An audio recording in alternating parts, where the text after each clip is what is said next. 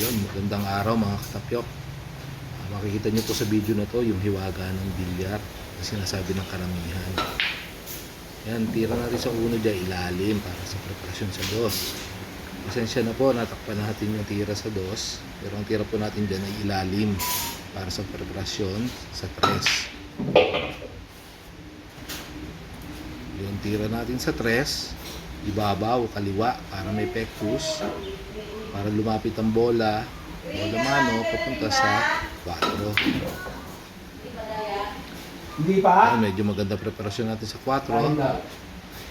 Ang tira naman po natin dito ay ilalim kaliwa para preparasyon sa 5. Ayan, medyo maganda rin po ang positioning natin sa 5.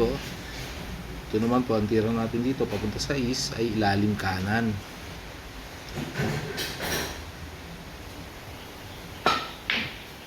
Yun, maganda po naging positioning natin sa 6.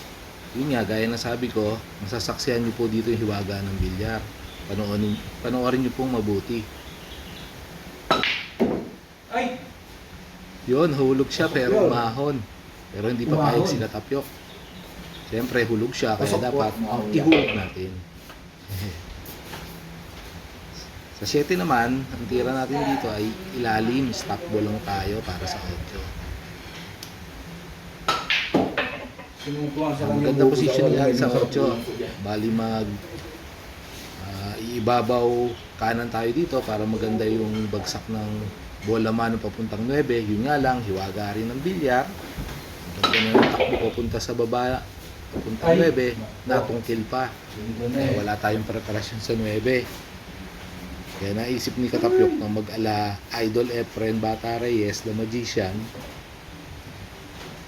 gagawa ng trick shot. Sige sa kalkula, kala mo namang sana yung kumalkula. Pero siyempre, sablay tayo dito. Makikita nyo na lang sa kanan na video, ginulit natin yung tira sa 9 para sa trick shot. Doon nag-success po tayo. Ito yung tira natin sa 9, kung makikita nyo, medyo mahina. Kaya habang pumapalapit sa butas yung 9, lumihis na siya. Yun, last ball tayo, tirang 9. Yun, ay hulog natin. Kaya hanggang sa muli mga katapyok, maraming salamat.